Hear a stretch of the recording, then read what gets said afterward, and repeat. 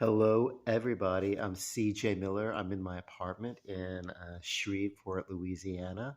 Across the Red River is beautiful Bossier City, Louisiana. I want you, to feel free and stop in and check out our area when you're traveling on your holidays and vacations and everything. It's going to be great. So, I want to give you a rundown of what's coming up in the next week or so.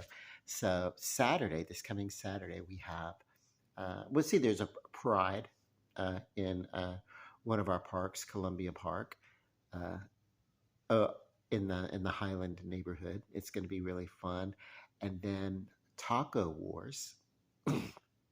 And I think Taco Wars are taking place at the Municipal Auditorium. Tacos, right?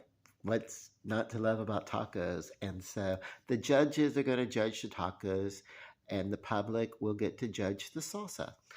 And I'm pretty sure they're talking about the dip and not the dancing because I do not salsa dance. Anyway, that is a dance, right? Salsa. I don't know. I don't know. To brush up on my Latin dirty dancing. Okay, so the forbidden dance, lambada.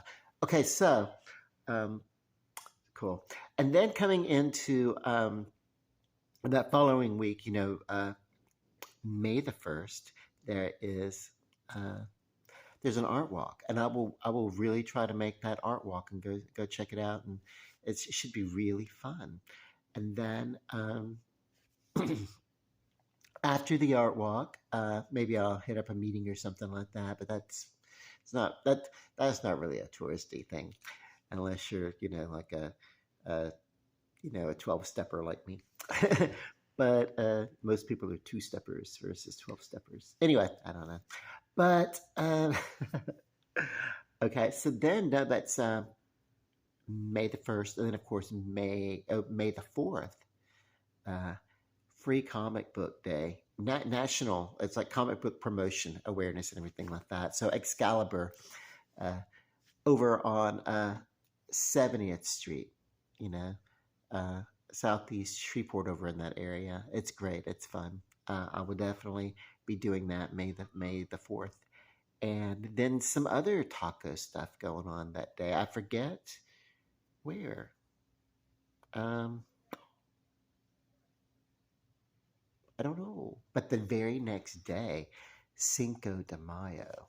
Uh, so May the 5th, which is, of course, as we know, a Mexican Liberation Day for their nation. I do believe, I think that's what it is. Um, I don't know that much about it. I'm so happy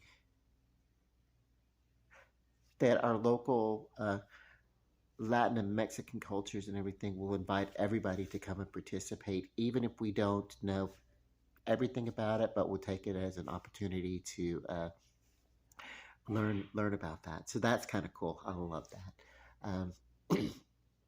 It just, yeah, anything, anytime I get to go to a carnival or fair or public outing or something like that, even if I don't have like a lot of money, I want to go and check it out. I love learning about neighboring cultures, not for the purpose of appropriation, but for the purpose of appreciation to what they bring to the table in our United States of America, to our collective culture. That's kind of cool. So, getting on with something else, I want to talk about American Horror Story Delicate, the 12th season.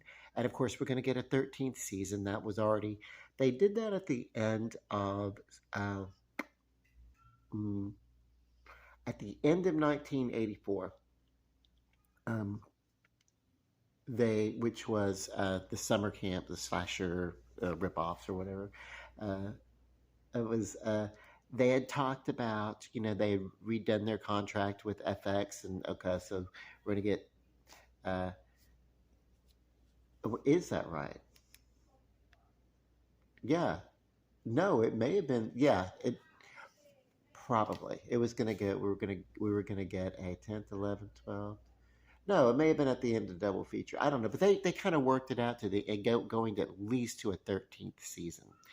and so we're at least going to get a 13th season before contract negotiations. Now, American Horror Story is and it's anthological.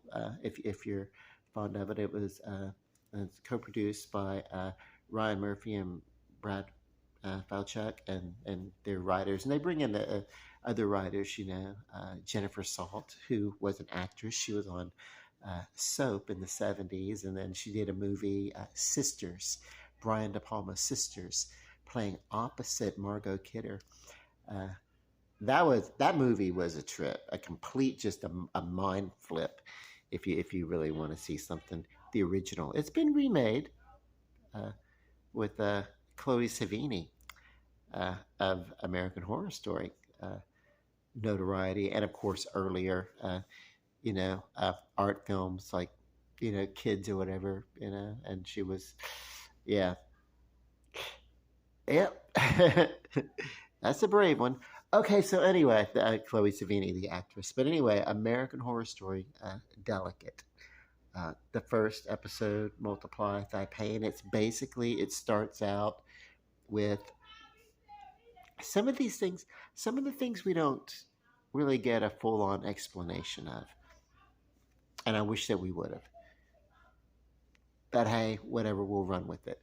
Uh, Emma Roberts' character is Anna Louise Alcott. Kind of reminds me of a Little Women's kind of thing, And this is supposedly a twist on a feminist tale. I don't know if it's the book was written. Uh, yeah, they actually kind of reference this at the very end of it when they're talking about her character meets Sabian, which is the character played by Kim Kardashian in her first full on outing.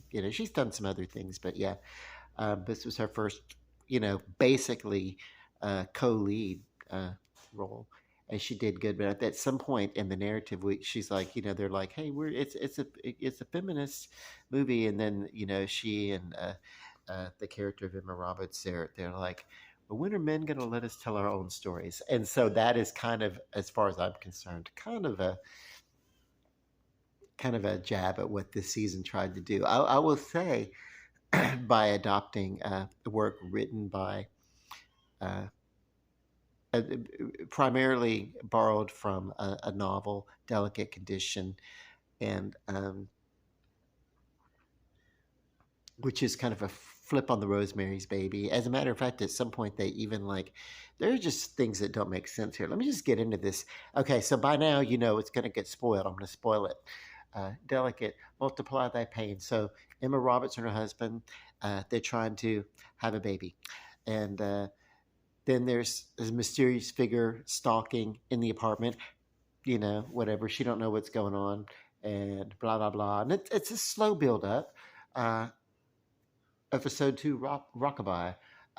So Emma Roberts was in kind of her character, uh, Anna, was in a kind of a sleeper movie that, kind of has taken Hollywood by storm and blah, blah, blah, and so now she's getting attention, buzz, for the awards season. And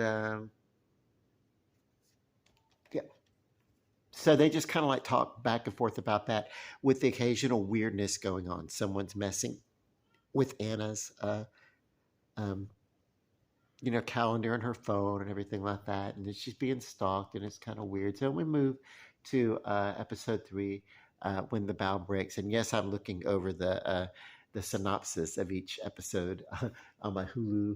Uh, so as Anna and Dex, that's her husband, settle into the Hampton Sanctuary, because they go off into like a hideaway, well, from their apartment to get away from stalkers and stuff.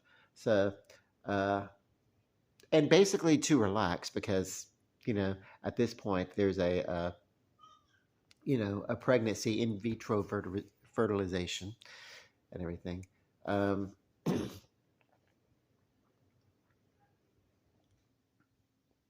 yeah, so it's just more of the tension tightening. What's going on, we don't know. So anyway, and then Delicate. episode 4, Vanishing Twin. This is the one. It's kind of weird because someone shows up as a nurse at the fertility clinic, and then it seems as if there is a miscarriage or something like that that happened at the very end of the last season or something like that. She's like, "Am I pregnant? Am I not pregnant? Or whatever." And at some point, there's in the bottom of this uh, house where they're living that's supposed to be a sanctuary, and uh, weird, shady cult figures show up, and after it appears that she may have had a miscarriage uh, forced upon her by someone who didn't want her to be pregnant or whatever, then there is uh, they I don't know, put the baby back in her. I don't know.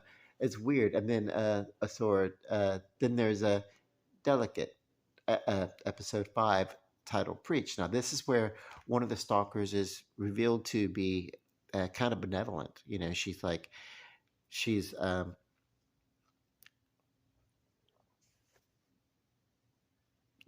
she was a person who has been involved with this uh, you know Hollywood cultish figure or something like that going on, and it's a weird thing, and then she got out of it. She's trying to warn the mother-in-law, hey, your son's in danger, and they got uh, they got his former wife uh, who died, and they killed her.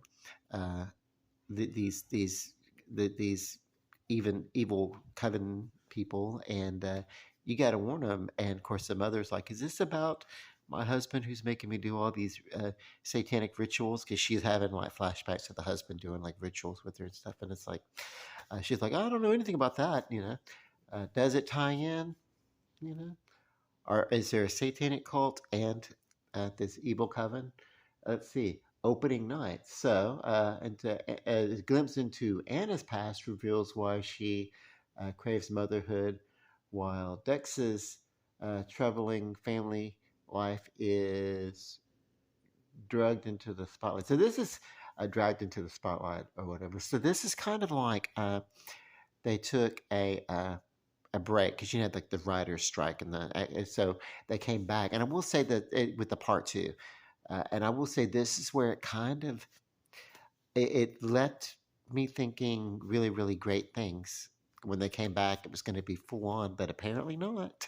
When they came back for the second part of this season, it would have been maybe if it continued on, maybe momentum. But I feel like something got lost.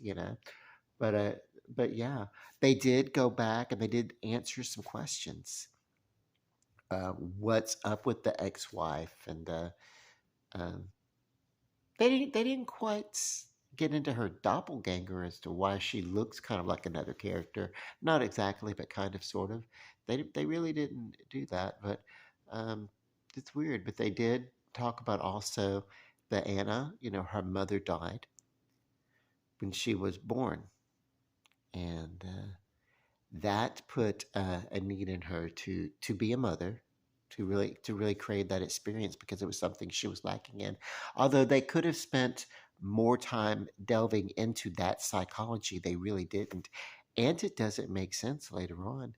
I guess in a way it might, but not exactly. I don't know. Because we're starting to get to the idea now. She's already been. This is uh, a woman who's pregnant. Then she thought she uh, miscarried or was given an abortion by a mystery nurse, one way or the other, uh, and then found out, hey, it could just be vanishing twin syndrome, where there was there were two pregnancies and one ate the other or absorbed the other or something like that, and then she's seeing uh, you know, roadkill or whatever, and she's literally eating like dead animal instead, and just so she's noticing these things that doesn't take an idiot to know this is different. This is uh,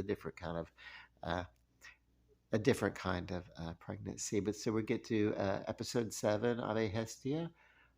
Enchanted in her grapple for fame and motherhood, Anna may be involved in a cycle much bigger and older than she realizes. Well, duh. I mean, That's they kind of explore that. I don't think anything much happens here. It kind of starts at, it was kind of like, hey, we're getting ready, and it's award season. So by the way, this Kim Kardashian character who is all along kind of like guiding things, and then there's some side characters that show up, called the Ashleys or whatever.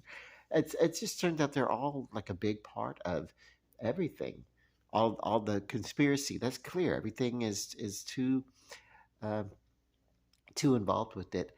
And even Anna knows what's going on. It really, I wish they would have explored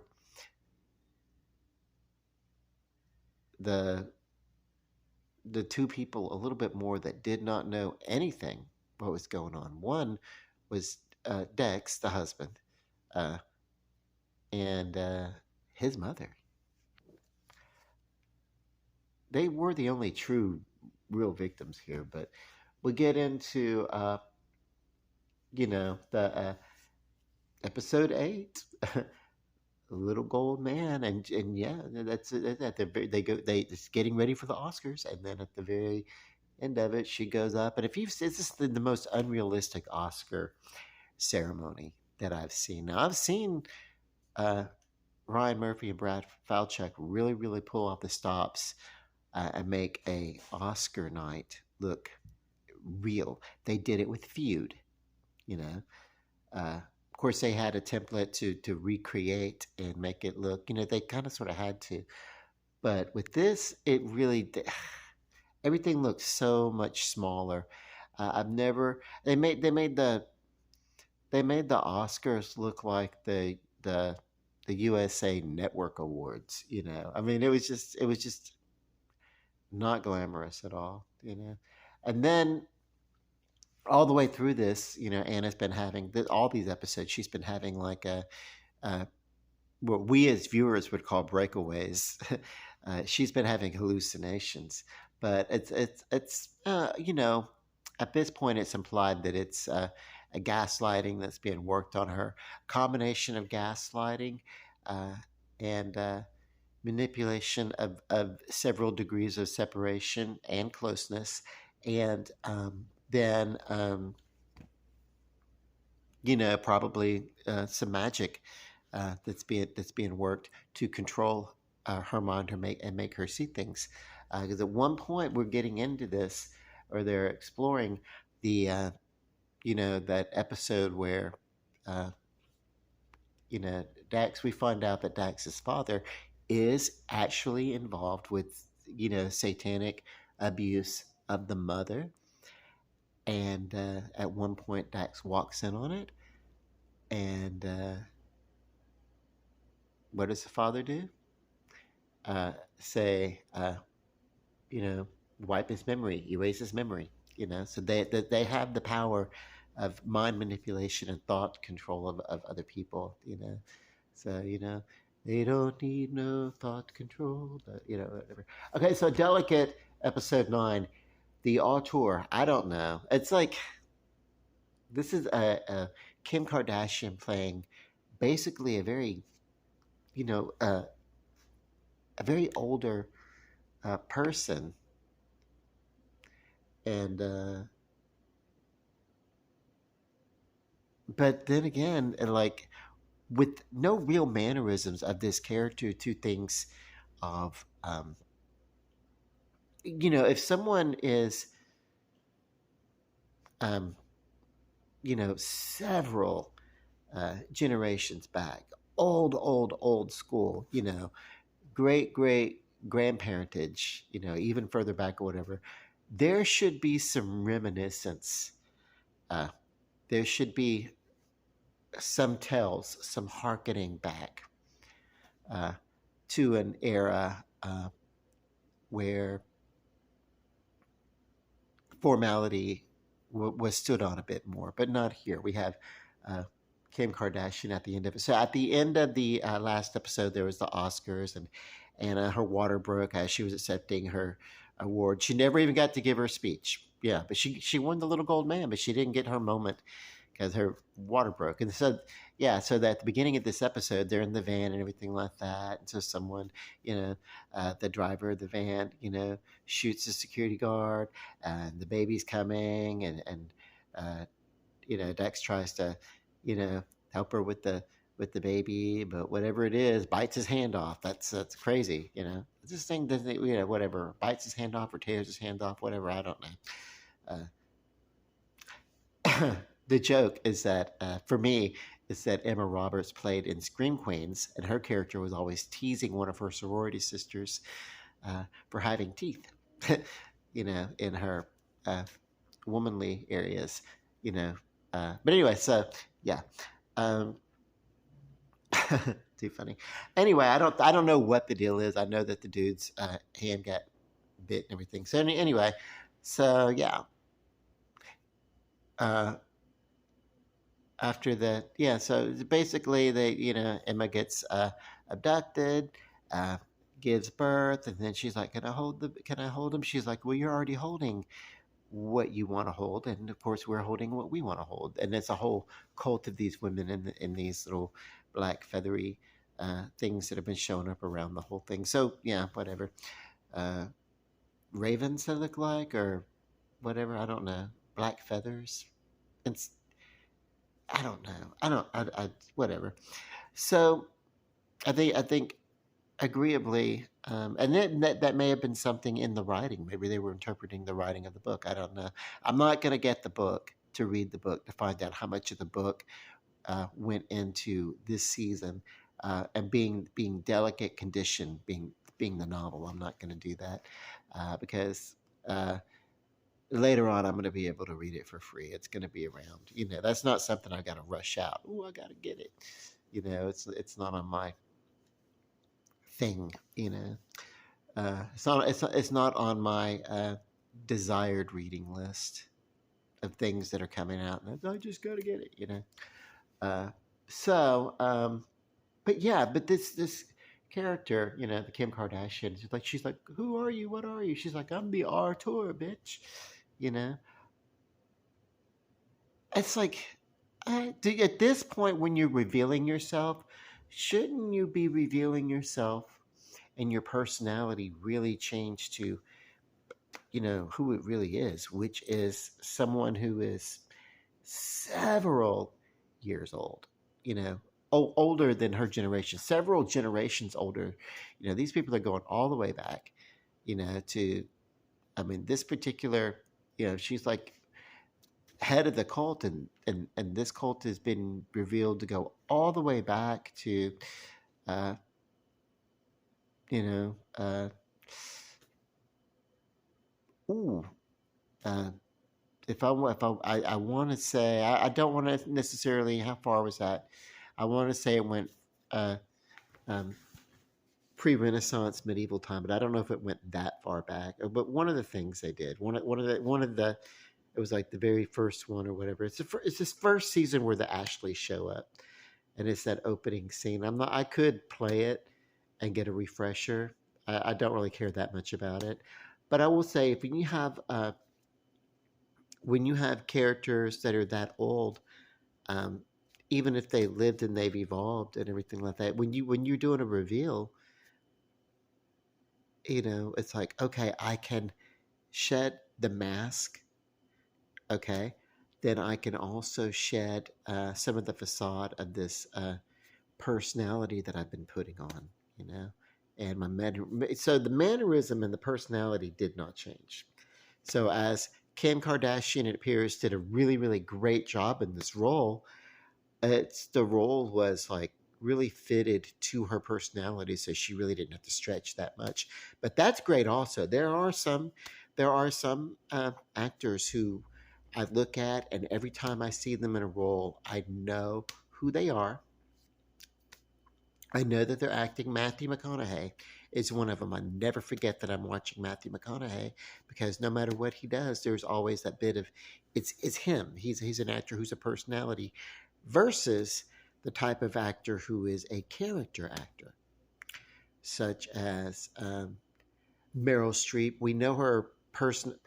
She's become so well known, Meryl Streep, as an actress, that she almost is a person who's hired for her personality to play uh, these various roles that are tailor constructed for Meryl Streep, because people still just want Meryl Streep.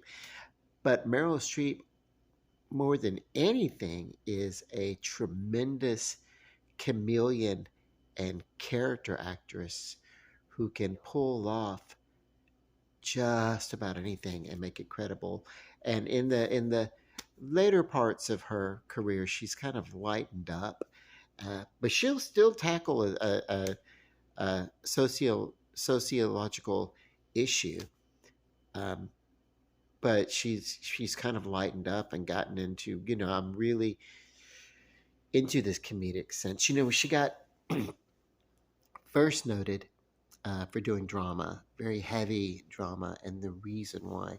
Uh, Best Supporting Actress for The Deer Hunter, and then right after that, the husband that she had and loved died, and she was very depressed during the casting and filming of Kramer versus Kramer, and Dustin Hoffman pulled out all of that despair and depression. It was probably very, very therapeutic for her, but also to use it on camera and use it in character, So that was a good bit of feeling, using your feeling, and learning the use the tools of what's going on in your life to spin it into your acting. And a lot of actors will do that. Um, so yeah, and it's legitimate acting, but also she can, from out of nowhere, create emotion where there is no specific significant ties to a character. She can become that character, put on a character. And some of the best work that was done in American Horror Story were these earlier seasons where you had these tremendous actresses, Jessica Lange uh, being the first one, but um, well, Connie Britton, I have to give her that prop. She's good, but really just you know in that third season where they got a hold of Angela Bassett and Kathy Bates, and so you had three uh, Oscar-winning uh, actresses, and that carried on for a few seasons, of American Horror Story. Each one of them being different stories being told. Uh, so we were lucky to have a TV show that really had that to enjoy. And of course, they've moved on. They're doing other things. Jessica Lange's doing other things.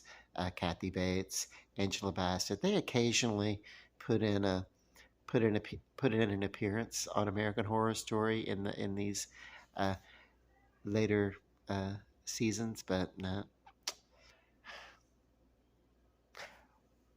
So uh,